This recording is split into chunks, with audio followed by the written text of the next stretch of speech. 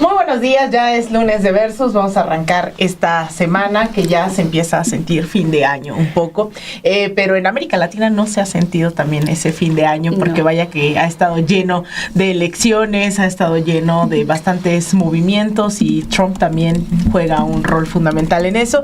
Y el día de hoy lo que vamos a hacer es tratar de reflexionar en torno a cómo se hunden los proyectos de izquierda, cuáles han sido esos factores que pues los vemos afuera y tal vez con una cierta comodidad desde México, en donde vemos que se ganan elecciones, hay gubernaturas, pero hay varias cosas, dentro de estos procesos que son retos, son obstáculos, son contradicciones, lo que lleva, ¿no?, por acción u omisión, decía yo en el adelanto de este programa, a que la derecha llegue en lo que se consideran, yo no lo considero así, procesos democráticos porque ganan elecciones, pero lo cierto es que hacen uso de campañas de odio, campañas de miedo, que fue lo que hicieron en Chile, no desde ahora, sino desde el golpe de Estado a Salvador Allende, llevan insistiendo en este terror, ¿no?, en estos miedos, y vamos a ir ahí desmenuzando varios de los factores, porque creo que México tiene hoy la responsabilidad de mirar en estos proyectos lo que se hizo, lo que no se hizo, y vaya golpe que aun cuando estaba anunciado prácticamente que en la segunda vuelta ganaría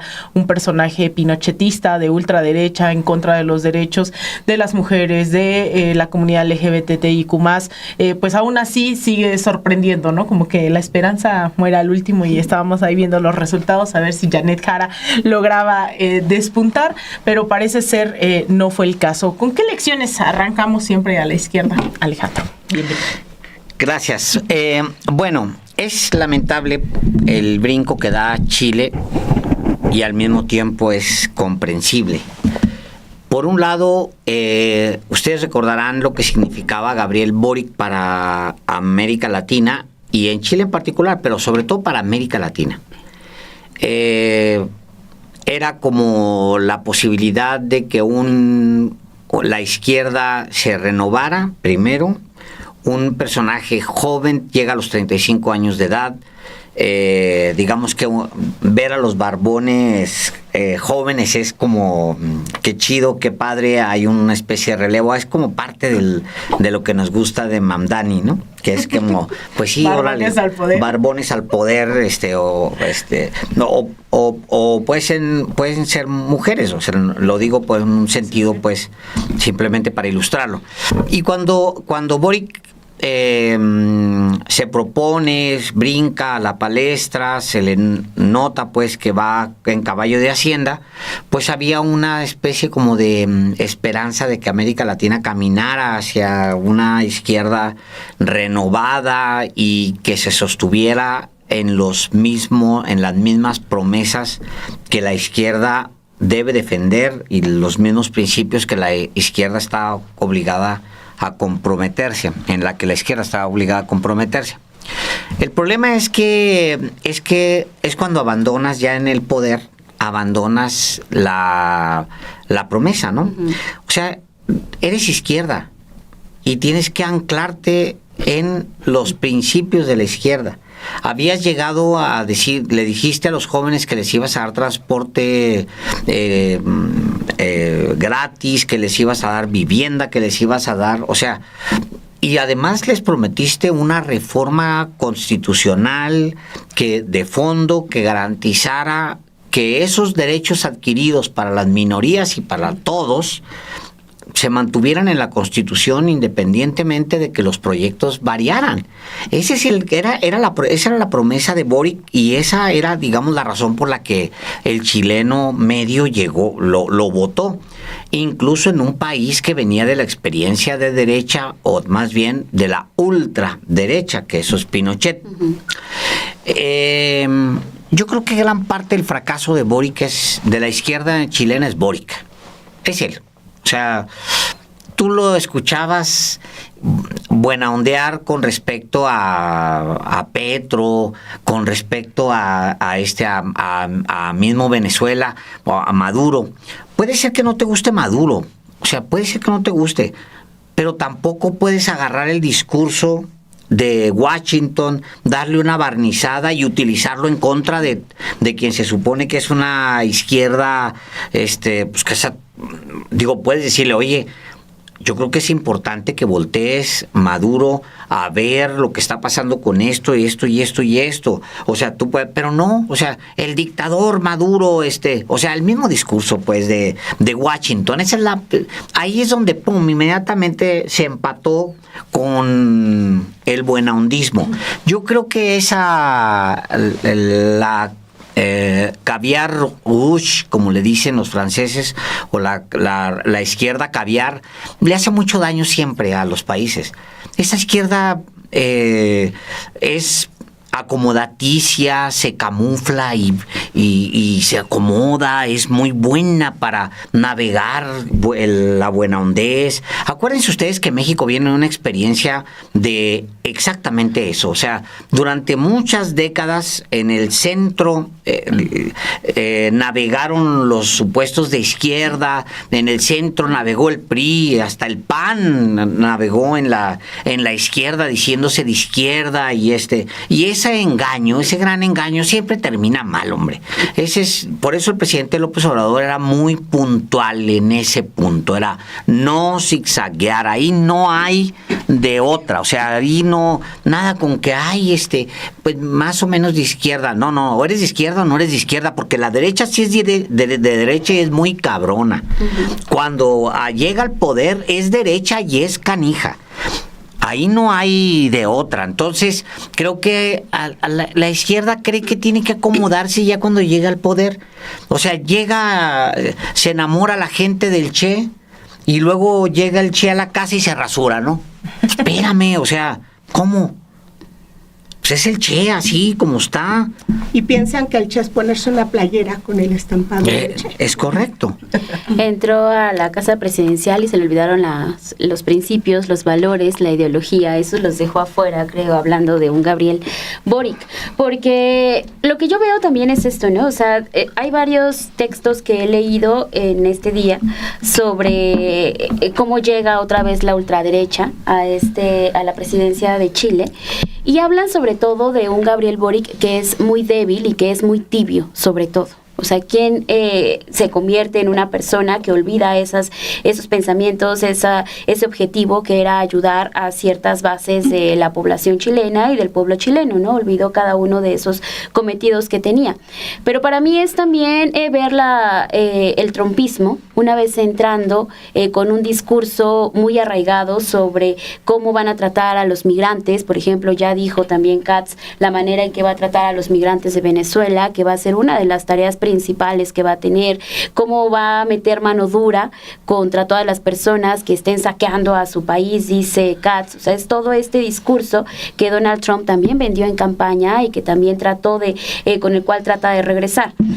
Pareciera que no hay memoria, pareciera que no se acuerdan de todo lo que se vivió en la dictadura militar, de todo lo que hizo en su momento incluso Katz para que se mantuviera Augusto Pinochet en 1988 en un referéndum, todavía ayudándole a un personaje como él, que no llega de una manera que lo vota, ¿no? Popularmente, que llega también con un golpe de Estado a uno de los símbolos y a uno de los líderes también que mucho hemos estudiado y que también Salvador Allende se convirtió en una de las personas y referentes para entender qué es la izquierda y cómo ayudar a los que menos necesitan. Entonces, es mucho a lo que se regresa ahora en Chile, pero hacía la comparativa hace un momento en Café y Noticias sobre lo que dice esta mañana la presidenta Claudia Sheinbaum, porque es muy interesante y también como lo traemos aquí en la portada, ¿no? Cómo destruir a la izquierda, pero también a la izquierda mexicana. Hay que ponernos en sus zapatos para no repetir las mismas circunstancias y para que no pase algo similar en nuestro país. La presidenta habla sobre todo de unidad el día de hoy, que dice que la Cuarta Transformación está unida y que no le llegaría un golpe de este tipo. Creo que ahí no sé si en realidad están unidos o no, porque hay ciertos personajes que han estado lastimando mucho a la izquierda mexicana, que no le han hecho ningún favor a la población población, al contrario, que se ven estos intereses que solamente se quedan en ciertas minorías, que son las ricas, que son las ostentosas y que son las poderosas al final de cuentas, y que siguen sirviendo únicamente a esos poderes. ¿A quiénes me refiero? A personajes como Adán Augusto López Hernández, como Ricardo Monreal, como el mismo Pedro Aces, de quien hemos hablado mucho en los últimos días y que hay que tenerlos muy en la mira. Solo por mencionar algunos, porque estoy segura que pueden salir más, y que aquí en el chat de este Versus muy probablemente nos van a dejar esos comentarios. Entonces, creo que así también es la manera en que se puede destruir a la izquierda, desde dentro, ¿no? Desde esta unidad que quizás no esté tan consolidada, por una parte, y por otra parte también, la presidenta hoy destaca algo que es muy cierto: la fuerza que hay del pueblo hacia el gobierno de la Cuarta Transformación. Se tienen que seguir dando resultados. Si no hay resultados, puede suceder lo que vimos ahora en Chile, puede suceder lo que también comenzamos a ver en otras latitudes de América Latina. El caso que nos lleva ahora a platicar y analizar es de lo que está sucediendo con Katz y con Boric allá al momento de que le cede básicamente esta presidencia, pero creo que sí el grueso de la población aquí en México respalda el proyecto de la Cuarta Transformación, y eso creo que se debe de seguir alimentando con resultados, no con discursos, no con comentarios, sino que la gente se siga viendo beneficiada. Pues este tema del cómo hundir a la izquierda, el vernos en el espejo de los resultados que hoy tiene Chile, creo que es algo que la izquierda en el gobierno debía tomarse muy en serio, porque tenemos paralelismos con lo que ha ocurrido en Chile, en la historia de Chile, en el tipo de políticas neoliberales en específico, y que eso lleva también al por qué los gobiernos de izquierda, una vez llegado al poder, pueden ver derrumbados sus proyectos, que tiene que ver con un mal ejercicio de gobierno, como es el caso de Boric, que recordemos, él llega a cosechar el fruto de toda una serie de movilizaciones estudiantiles que pugnaban, que luchaban por una de las medidas que resultaron más lesivas con el proyecto neoliberal que se encaminó en Chile desde los años 70, finales de los 70, a través de la dictadura de Augusto Pinochet, y que fue la privatización de la educación pública. El movimiento estudiantil del que emana una figura como Boric, que en su momento se convierte en el presidente más joven en la historia de Chile, 30 y tantos años tenía cuando es designado presidente, si mal no recuerdo el dato, es producto de todas esas luchas. No es Boric como la figura política, no es Boric como el líder, sino es el que llega a cosechar todas esas movilizaciones, toda esa lucha de jóvenes que buscaban el que se dejara de privatizar, que tuvieran acceso a una educación gratuita, mayor accesibilidad. Él goza de esa lucha, pero una vez en el gobierno, pues en realidad traiciona su propio movimiento, traiciona el propio origen al que decía representar el movimiento, y traiciona a la izquierda de la que él se decía parte. Y esto lo podemos traer también al caso, lo podemos plantear en el caso de Bolivia, lo podemos plantear en el caso de Perú, como las divisiones internas sí han minado los movimientos de izquierda, pero tiene que ver con malos ejercicios también de gobierno, con ambiciones de quienes forman parte de esos gobiernos, con esas tibiezas que Alejandro planteabas, las tibiezas de la izquierda, porque no todos los que se dicen de izquierda en realidad lo son. Se hablaba de casos donde es evidente que figuras como Monreal, como Adán Augusto López, Pedro Aces, qué grave es esta circunstancia que lo envuelve de sus vínculos con alguien identificado como líder de una banda de extorsionadores en La Laguna. Es gravísimo, y esto no puede pasar de largo.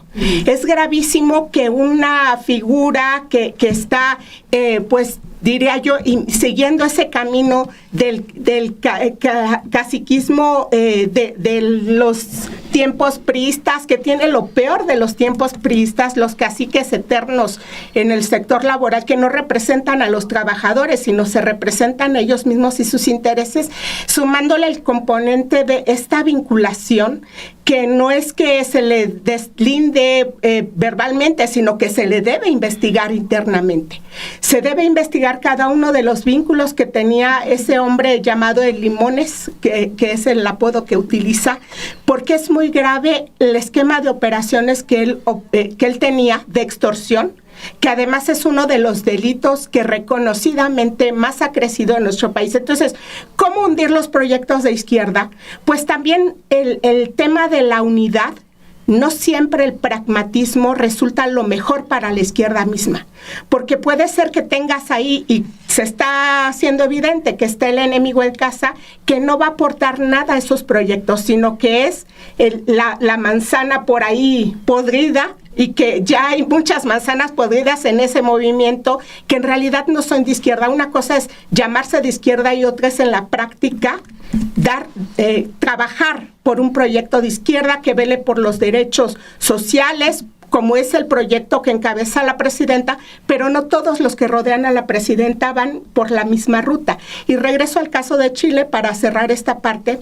En Chile lo que ocurrió fue un proyecto neoliberal a partir del gobierno de Pinochet, que junto con el de Gran Bretaña, que aplicaba Margaret Thatcher, esa fue la copia que nos trajeron para México. Los mismos ideólogos del neoliberalismo que se aplicó en nuestro país, que iba de desmantelar el Estado, privatizar todo lo que pudieran privatizar, pues incluso se educaron en las mismas escuelas que los ideólogos que llegaron a Chile a practicarlo.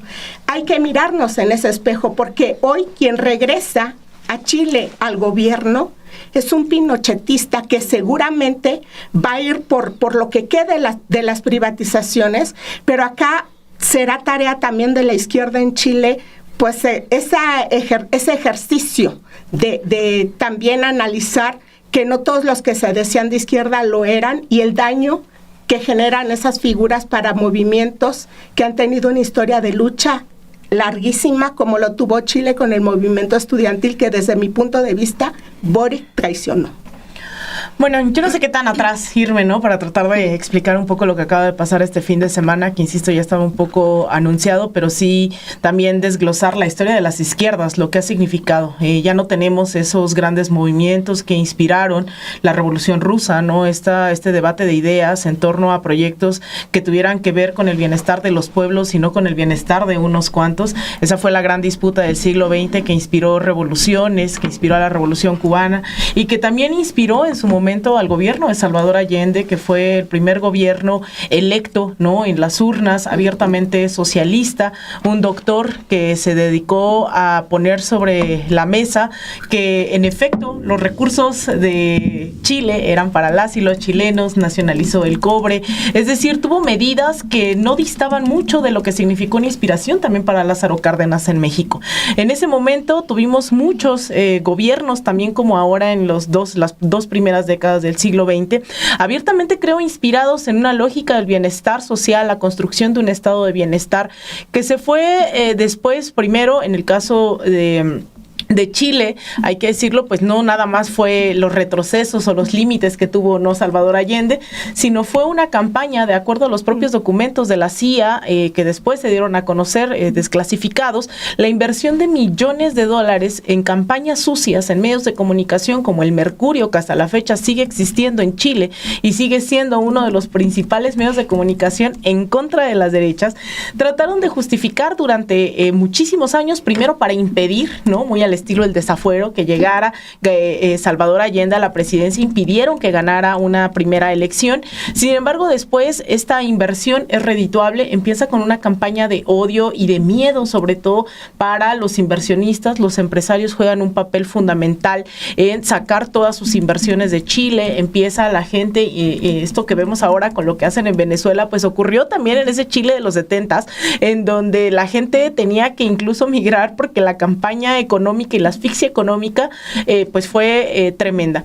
Y a diferencia de otros procesos económicos, políticos e ideológicos, el neoliberalismo sí tiene una fecha de nacimiento, que fue ese 11 de septiembre de 1973, que a mí me parece que también no es casualidad que ahora que dicen 11 de septiembre recordemos otro 11 de septiembre, pero el de 1973 marcó el punto de partido para este modelo del que hablabas, Ana Lilia, que todos estos ideólogos, los conocidos como Chicago Boys, ¿no? Porque habían estudiado justo en las universidades en Chicago, empiezan a moldear un nuevo sistema económico a partir de la ampliación de la jornada laboral, la privatización de los recursos naturales, la ampliación de las ganancias de unos cuantos y la transnacionalización de las empresas, ¿no? Junto con organismos financieros internacionales, empiezan a dictaminar pues eso que después sería el Consenso de Washington, para dar recomendaciones a través de programas de ajuste estructural de estos organismos para que los estados privatizaran, fueran pues las instituciones educativas fueran mano de obra, ¿no? Para el norte global. Entonces teníamos que aprender todas y todos inglés, tenían que quitar historia, cívica y ética. Es decir, fue un modelo muy profundo. Pero a diferencia de lo que vivimos en México y en otros países, en Chile fue brutal porque se vivió el asesinato de generaciones enteras, producto también de este Plan Cóndor. Es decir, no solo asesinaron a Salvador Allende, con ello empezó el asesinato sistemático de todo aquel que fuera de izquierda, fuera socialista, comunista, de izquierda, bolchevique, lo que fuera. Y los metían en el estadio de Chile, donde después se presentó Chespirito, después de esa masacre, por cierto, en plena dictadura, y los asesinaron absolutamente a todos y todas. Es decir, no solamente se derrocó un gobierno, sino que físicamente e ideológicamente vino una masacre que se replicó también, por ejemplo, en Argentina, ¿no? Generalmente en esto que se conoce como el Cono Sur en ese momento. Y a mí me tocó estar en el estallido, en 2019 me fui a cubrir el estallido en Chile, y después de haber vivido en Estados Unidos, no conozco un país en América Latina, tal vez porque no conozco Panamá y puede ser un poco parecido, pero que se parezca tanto a Estados Unidos, en donde absolutamente todo es una mercancía, ¿no? Hicimos unos pequeños documentales en donde había gente, pues eso, una chica, yo recuerdo que tenía cáncer y decía, pues prefiero morir aquí en la plaza que pues en el hospital que no puedo pagar, ¿no? Gente escogiendo entre cuáles de sus hijos iban a estudiar la universidad porque pues no les alcanza para que los 2, 3 hijos estudien la universidad, la privatización de las Afores, ¿no? Que es uno de los grandes retos. Es decir, el nivel de privatización de la vida en Chile, además semanas antes Sebastián Piñera había dicho que Chile era un oasis, ¿no? Lo paradigmático fue que lo dijo y hubo un estallido sobre pretexto del transporte, pero eso derivó en muchas cosas. Y yo, para cerrar esto, porque puedo contar muchas cosas de lo que viví ahí, pero sí creo que pues parte del error fundamental de ese estallido fue primero privatizarlo entre los partidos políticos. Se dejó de debatir popularmente en las plazas, en las escuelas, se lo llevaron los partidos, ¿no? Se encerraron los partidos y dijeron, pues nosotros vamos a decidir qué hacer con este estallido. Dijeron, vamos a hacer una constituyente, lo cual era una propuesta en realidad de Salvador Allende, quien además tenía una propuesta también de reforma al Poder Judicial, fue de las primeras propuestas que tuvieron gobiernos de izquierda en el continente, y lo que hicieron fue encerrarse en 4 paredes, no socializar, y vino una campaña muy fuerte de miedo que hizo que perdieran también la constituyente. Gana Gabriel Boric, el Poder Judicial, en vez de ejecutar pues política, bueno, más que políticas, en vez de ejercer justicia en contra de gente que fue durante la dictadura, que asesinó, masacró, pues decidieron operar una campaña en contra de quien estaba más a la izquierda de Gabriel Boric, que es Daniel Jadwe, un representante de una izquierda muy digna en Chile. A mí me parece una persona sumamente congruente del Partido Comunista. Lo metieron preso, sigue en prisión en su domiciliaria, y pues al final termina ganando Boric. El resto pues ya lo han adelantado, ¿no? Lo que ha significado su gobierno, que por acción o omisión, por ejemplo el tema de los mapuches es brutal, pues la Araucanía terminó siendo militarizada durante todo el gobierno de Boric, un tema muy sensible obviamente porque pues también el pueblo mapuche Mapuche se alzó en ese momento, participó dentro de la constituyente, de hecho tuvieron la presidencia de la constituyente en ese momento con una compañera que de hecho estudió aquí en la UAM Iztapalapa y es mapuche. Entonces, digamos, hay muchas cosas que creo que hay que considerar, pero sin duda el no estar a la altura de un momento histórico que demandaba echar toda la carne al asador, como decimos, creo que se cobró en las urnas este domingo. Sí, me parece que es obligada la reflexión con respecto a qué lleva al desgaste del proyecto de Gabriel Boric en particular y de la izquierda chilena en lo general. Y creo que aun cuando sí hay algunos avances, es innegable pues que hay avances que llegan con un gobierno más progresista, lo de fondo no se toca. Y no se toca porque Boric inmediatamente al llegar hacia un lado, como dices tú, se encierra, pero hacia un lado también a muchas figuras de la izquierda tradicional, de la izquierda clásica, los viejos, los hace a un lado y dice, pues ya llegó el barbón con tatuajes, ¿no? Ahora las portadas son con mi tatuaje acá y ustedes recordarán todo eso que era muy padre si se hubiera acompañado con una realidad. Y él lo que hace es hacer a un lado a la izquierda que en el fondo es hacer a un lado los principios de ser de izquierda. La revolución cubana inspira muchos movimientos en todo el mundo.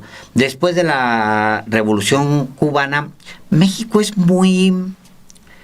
Lo que hace el PRI es comerse la revolución cubana y asumir la revolución cubana, y eso es la magia del PRI. Siempre fue eso el PRI. El PRI era inteligente, el aparato pues era profundamente inteligente.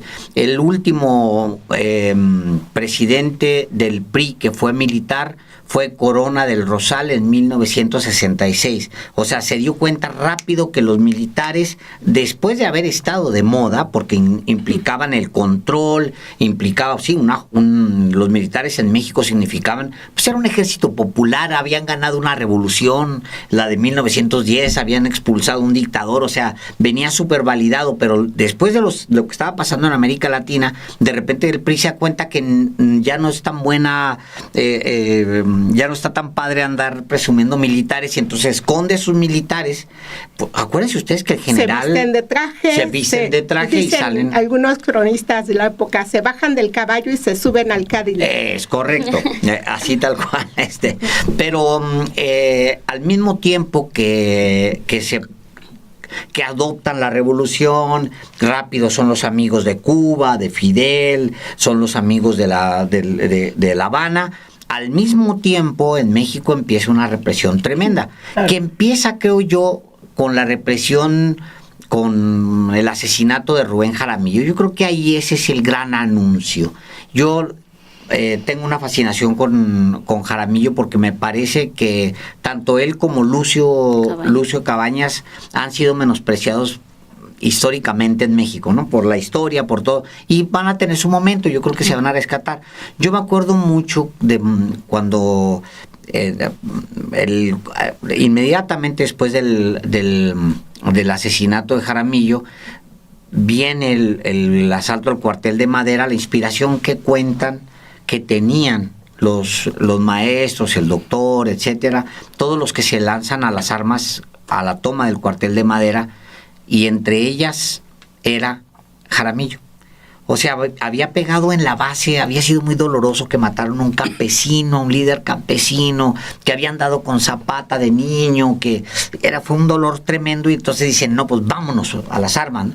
Y al mismo tiempo, cómo eso va llevando a otras expresiones de lucha armada en México, en franca resistencia a un gobierno mentiroso. Nunca se nos olvide que aun cuando tenga el poder una supuesta izquierda, si no es izquierda, va a perder la base. Y eso le pasó al PRI.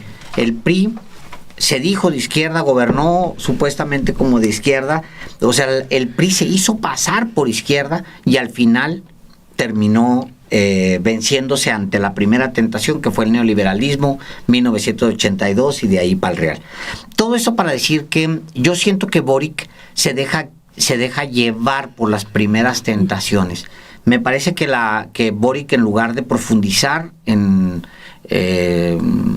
el cambio, enfrentarse a los poderes de facto, realmente convive con ellos. Procura que nadie se moleste.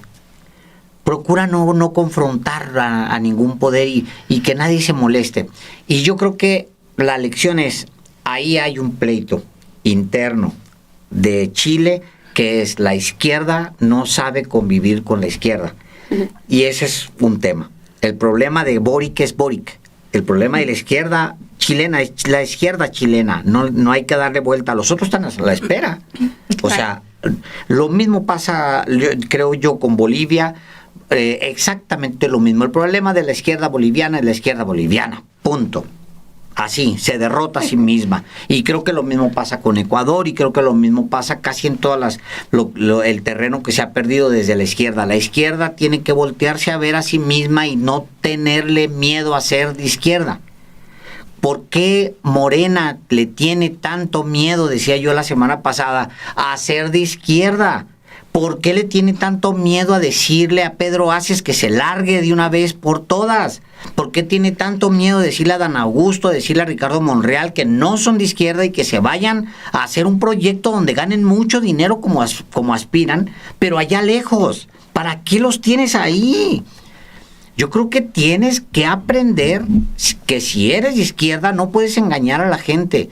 Eres de izquierda o eres de izquierda, punto. Veo dos puntos importantes que retomar. Uno de ellos es los partidos políticos, ¿no? ¿Qué está pasando con Morena? ¿Qué está pasando con el PT? ¿Qué está pasando con el Partido Verde Ecologista de México, que es parte de la Cuarta Transformación, ¿no? Y de esta alianza que tienen. ¿Dónde está? ¿En dónde está? ¿Qué está haciendo? ¿No? O sea, ¿en dónde están todos? ¿Quiénes son? ¿Dónde están todos esos personajes? Porque lo que están haciendo es esto, ¿no? Hacer que se vean incongruencias de los partidos políticos que se dicen de izquierda y que tienen esa convicción de llegar a hacer cosas por el pueblo, de llegar a hacer cosas por los que menos tienen, porque así ha sido desde que empezó el expresidente Andrés Manuel López Obrador. Y es que sí, ¿no? O sea, ha habido ese tipo de resultados en donde vemos que millones de personas por fin salieron de la pobreza, que se sienten a gusto con cómo va avanzando este proyecto, pero del otro lado llegan estos personajes que lo único que hacen solamente es ensuciar y demostrar que hay incongruencias. Recuerdo un Radicales y un versus incluso de los últimos que se publicaron en 2024, en donde hablábamos de cuál era la oposición que iba a haber en este 2025 y decíamos que la oposición iba a ser interna dentro de Morena. Ya empezábamos a anunciar, empezábamos a ver cómo es que se iban a formar estos personajes y que lo que iban a hacer era abrazar sus propios intereses y no abrazar un interés colectivo, que es parte de lo que se ha tratado de demostrar en esta Cuarta Transformación. Entonces creo que va caminando por ahí, va caminando hacia esa parte que se tiene que detener y que se tiene que reflexionar, y ni modo, ¿no? Si se hieren susceptibilidades, pues se van a herir susceptibilidades y va a tener que avanzar el proyecto y va a tener que limpiar a cada uno de esos personajes, que es lo que le falta, y reconocer que sí han hecho y que no han hecho para el bien de este movimiento. Por un lado veo eso, pero por el otro lado, y haciendo también la comparativa con lo que sucedió este fin de semana en Chile, pienso en el tema de la población. La población votó en esta ocasión a Katz. La población salió y dijo: queremos un cambio, queremos que se cumpla todas las promesas que está prometiendo este personaje, que además se dice también pues un seguidor abiertamente de Augusto Pinochet, y así se le conoce. Entonces eso fue lo que le gustó a la gente, eso fue lo que vio también la población chilena para darle este voto de confianza a la ultraderecha y a la dictadura otra vez de ese momento de Pinochet, que ya han ustedes enumerado y enlistado cuáles son los principios y acciones que van a tener de ahora en adelante, y que también eso refleja la manera en que llega un Milei a Argentina, cómo llega un Nayib Bukele a ser parte también de El Salvador y seguir ahí teniendo estas alabanzas hacia un presidente como lo es Donald Trump. Y ahora, como decía hace un momento antes de terminar mi participación, también cómo es que llega el trumpismo y toda esta narrativa y todo este discurso a llegar a impregnar a la política chilena, porque lo que están haciendo es creerle a un personaje que no ha cumplido ninguna de sus promesas, intentar ver que sí se van a solucionar problemas económicos, problemas de inflación, pero que solamente se queda en la narrativa, y lo que sí están buscando es retroceder en otros derechos en los cuales sí se había avanzado y los cuales pues dejó caer un personaje como Gabriel Boric. Pues yo quiero regresarme a la parte de las contradicciones en las izquierdas o quienes se dicen de izquierda. E insisto con esto, no todos los que se dicen de izquierda son realmente de izquierda. En nuestro país, lo quiero regresar un poquito al caso de México, porque en nuestro país es ya parte de la historia del Movimiento de Regeneración Nacional, que aglutina a muchos movimientos, que se hace acompañar de muchas figuras políticas, algunas muy polémicas. Bueno, se hacen acompañar un tanto por pragmatismo, y ha llegado el gobierno del presidente López Obrador, desde ahí ya había personajes que no estaban contribuyendo al proyecto de gobierno que él había planteado y que generaron un desgaste al propio gobierno en esta idea de combate a la corrupción o de el tratar de eliminar esas prácticas heredadas de gobiernos prianistas. El caso Segalmex es un ejemplo de ello. Se trae a esa área que era medular para el gobierno del presidente López Obrador a un personaje que venía de la CONASUPO de Salinas, que participó en los cochupos de los Salinas, los hermanitos Salinas, que es ya muy público, enriquecidos al amparo del poder. Me refiero a los tremendos Carlos y Raúl, y que es una de las cajas chicas que operaron durante ese gobierno, que después quien estaba ahí al frente se lo trae el presidente López Obrador como titular de Segalmex, que no solo era una institución desde donde se iba a reactivar la productividad, hacer accesibles productos de bajo costo a campesinos, reactivar una parte del campo, precios de garantía para los pequeños productores, sino que se le dan incluso más funciones. Se crean 3 áreas distintas, se aglutinan para darle a este hombre toda la operatividad de ese sector. Y de manera temprana se empieza a alertar desde la Auditoría Superior de la Federación que había malos manejos, pero se dejó pasar. Y lo que tuvimos al final fue un cúmulo de desvíos de recursos, de corrupción, de ahí un asunto que todavía está pendiente en la etapa de judicialización, y desde mi punto de vista pues se tendría que ir hasta el titular de esa dependencia, con Ovalle como uno de los imputados. Él era el responsable de esa área. Sin embargo, se le dejó estar en la impunidad.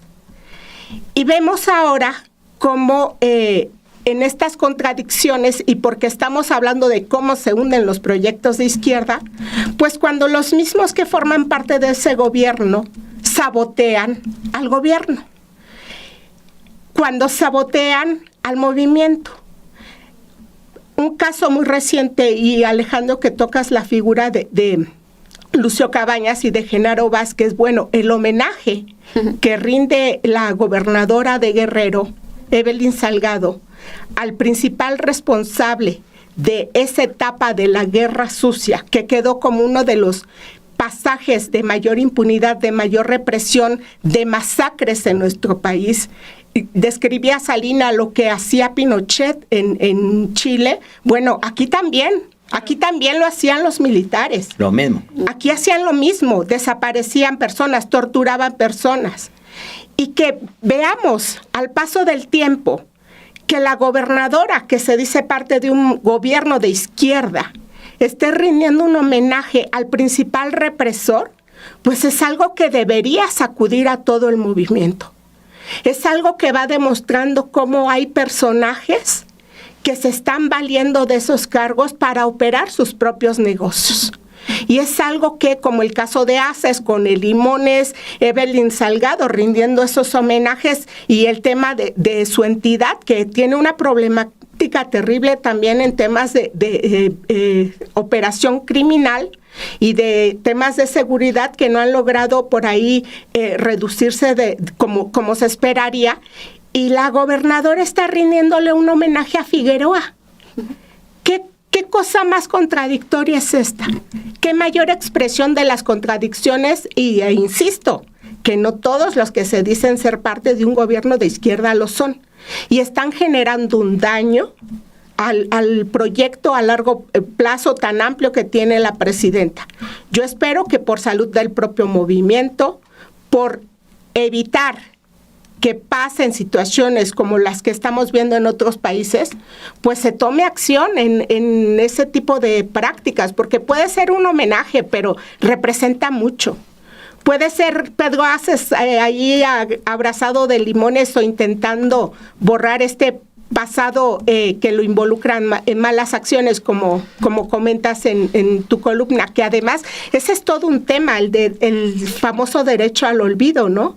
Que se está ejerciendo de manera discrecional, y ojalá en otro momento en este programa podamos hablar de eso, porque a mí me pasó con uno de los financiadores de Marta Sahagún, que un empresario del transporte que después emprendió un litigio para borrar todas las investigaciones que hice de él como financiero de Marta Sahagún. Nos dejas picados, Lili. Sí, es que fue un caso que se emprendió alegando derecho al olvido. Claro. O sea, ni siquiera dicen que hay que ver la información, nada, lo que piden, invierten grandes fortunas en eliminar el trabajo de los periodistas. Sí. Esa es otra manera de censura también. Más, déjame agrego algo rápido. Sale un trabajo publicado déjame decirte, sale un trabajo publicado en El País sobre el dinero de Manlio Fabio en Andorra y de su hija en Andorra. Y lo retoma, sin embargo, y luego de repente llega un correo de Manlio Fabio Beltrones Rivera pidiendo que si por favor le bajan ese contenido, que ya se resolvió, que no sé qué tanto, a nombre de su hija, lo de Silvana Beltrones Sánchez. Obviamente no es él, sino es una empresa que se dedica a limpiar nombres. Este correo llegó hace poquito, pero es una avalancha. O sea, le encontraron un negocio y luego están haciendo lo siguiente. Tú no le puedes no hacerles caso, a pesar de que te mandan 1000 amenazas. Lo que hacen es que se ponen en contacto, mandan el correo amenazante al servidor. Así es. Entonces el servidor te voltea a ver y te dice, oye, el que guarda toda tu información, todo tu archivo, todo, te dice, oye, tienes que atender esto porque nos quieren amenazar a nosotros. O bajas el contenido o le respondes. Entonces, responderle implica que contrates abogados. Uh-huh. Y contratar abogados no en México, sino en el extranjero, en el país desde el cual te están requiriendo. En este caso, desde España o desde cualquier lugar de la Unión Europea lo pueden perfectamente hacer. O sea, desde Londres, te escribe alguien desde Londres, le escribe desde Londres alguien allá. Y eso se está utilizando mucho para tratar de borrar hasta una nota de medios en todo México. Que es una forma de censura. Es una forma de censura, en la que hay detrás mucho dinero invertido. Se llama acoso judicial. Uh-huh. O sea, es acoso judicial, ¿no? Te están acosando para que tú te calles, para que no digas las cosas. Cierro el corchete. Yo creo que esto incluso es aún más fuerte porque son muchas aristas, ¿no? Que se tienen que analizar sobre las izquierdas en plural de lo que ha pasado en los últimos 20 años. Yo siempre insisto en que México no es que no quisiera formar parte de esa primera oleada de gobiernos progresistas, sino que nos hicieron un gran fraude electoral en 2006, una gran compra de votos en el 2012, y entonces México llega hasta el 2018. En estos años, desde que gana Hugo Chávez la presidencia en diciembre del 98, hemos visto el actuar de las derechas de manera sistemática, utilizando utilizando, insisto, las campañas de miedo, los medios de comunicación corporativos, que en realidad siguen siendo los mismos desde hace muchos años, el Poder Judicial. México hace algo con respecto al Poder Judicial que no se hace en el resto del continente y están bastante interesados e interesadas en ver cómo funciona el Poder Judicial hoy en el continente, pero también hay, creo yo, un momento distinto al que se vive a mediados del siglo XX con las izquierdas que estamos viendo el día de hoy, que es la victoria del neoliberalismo en tanto a la praxis individualista también de muchos de los pueblos, ¿no? Que hoy han delegado simplemente a través de lo que se denominó la democracia electoral con un voto, ¿no? Es decir, recordemos en el caso de Chile, pues los grandes artistas, poetas, militantes, eran militantes del Partido Comunista, ¿no? Ahí estaba Pablo Neruda, es decir, todos aquellos que se decían de izquierda también militaban dentro de esa izquierda. Y lo que hemos visto es que se perdió tanto esa correlación de fuerzas en las izquierdas en América Latina, que también se han creado proyectos en torno a ciertos personajes, no como proyectos colectivos. El partido político no requiere la misma fortaleza que requería en otro momento para disputar el poder en un sentido amplio más allá del gobierno. Y yo creo que también pues el tema de la comunicación es uno de los grandes talones de Aquiles de estos gobiernos que no supieron comunicar esos limitantes, esos obstáculos. Pienso ahora en la derrota que tuvo Honduras. Xiomara, yo creo que fue una gran presidenta. Sin embargo, los poderes fácticos siguieron existiendo, ¿no? Es decir, los gobiernos que le antecedieron, creo que pues tenían bastante de dónde agarrar para decir no volvemos ahí, poder decirle a la gente, oye, no queremos a Juan Orlando Hernández, que ya se comprobó, se dijo todo el tiempo que tenía nexos con el narcotráfico y que le dijeron que pues que no, hasta que Estados Unidos ya fue insostenible. En realidad fue por eso, porque ya habían dado un golpe de Estado, ¿no? A Manuel Zelaya, después habían hecho un gran fraude electoral, logra llegar Xiomara en el 2022, se logra dar, ¿no? Se comprueba que Juan Orlando siempre construyó un narcoestado. Creo que hay razones suficientes para decir, no volvemos a eso, y aún así, entre la división de la centroizquierda, izquierda, la falta de comunicación sobre lo que implicaba un proyecto como el que se quería continuar con Rixi Moncada, también fue un gran debacle durante este año. El tema creo que a muchos y muchas nos conmueve por lo fuerte que significó un golpe de Estado a Evo Morales, el asesinato de decenas de personas resistiendo ese golpe, el que lograran regresar a un proceso democrático un año después del golpe, pues fue en Bolivia. Y ver que fue el propio colapso interno, la disputa interna, individualista, personificada, lo que dinamitó ese proyecto, también me hace creer que en México también tenemos que hacer un pueblo cada vez más militante, ¿no? Es decir, hay un partido que se crea estrictamente como un frente amplio.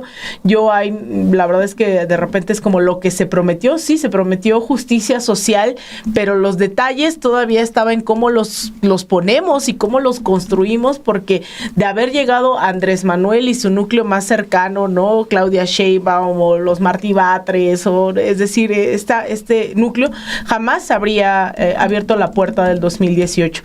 Y eso pasa hoy en las izquierdas en el continente, donde los proyectos de izquierda no logran ser hegemónicos, tienen que optar por alianzas. Y yo también, sin caer en esa desesperanza, pues también viendo en el retrovisor, pues han aprobado también, ¿no? Esos males no fueron solo en vano, como decía, escoger entre el mal menor.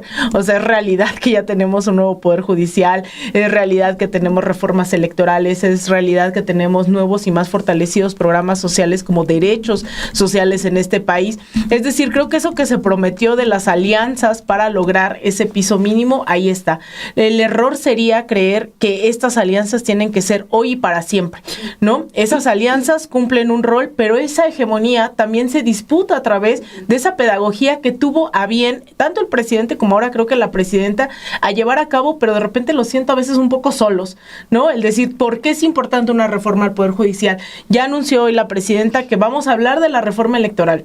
yo creo que va a tener que ser labor del partido, de los medios, de estos espacios, de la propia militancia de base, ir y comunicar qué es la reforma electoral, porque ya lo puedo anunciar con certeza plena, que vamos a ver en 2026 una nueva llegada de una nueva dictadura que va en contra de los partidos políticos. Yo ya lo escuché hoy en varios medios. Exacto. Eso ya está hoy en Entonces, medios. pues eso, el decir que las batallas se siguen ganando, pero es una disputa permanente, ¿no?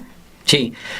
¿Cómo se hunde a la izquierda, para ir cerrando? ¿Cómo se hunde la izquierda? Yo creo que la izquierda se encarga de hundir siempre la izquierda.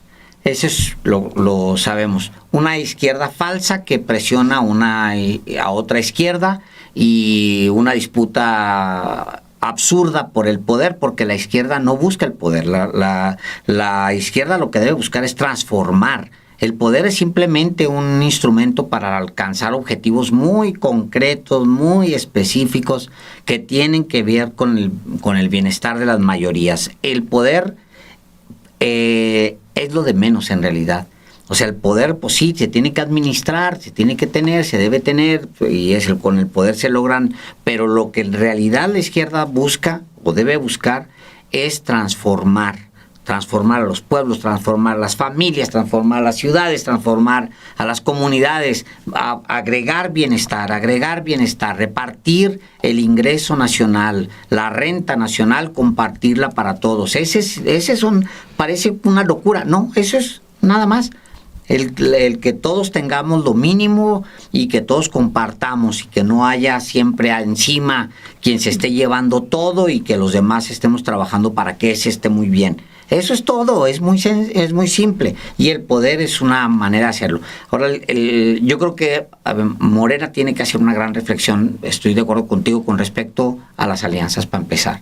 Yo creo que en algún momento tiene que ponerse sobre la mesa qué es Ricardo Gallardo, que es el niño verde que está detrás de todo. Sigue como niño verde. Sigue siendo. Los verdes. Sí. Eternamente. O sea, sigue estando ahí. Ajá. Ya no da la cara, pero me decían que él checa todo. Tiene ahí a sus todo. operadores. Escobar está adentro, pues es una uña y mugre. O sea, sí tiene que plantearse qué es y qué es el PT. Sí. ¿Qué es el PT? ¿Esa fuerza qué es? Es una familia que tiene recursos públicos para administrar un partido político. Sí, ya sé que van a decir que no, pues que los necesitamos. Sí, pero también los necesitamos democráticos. ¿Por qué no habría que revisarse el PT? O sea, claro, mínimo. Y yo creo que sí tiene que haber una gran conciencia que al menos en el siguiente tramo México va a navegar solo.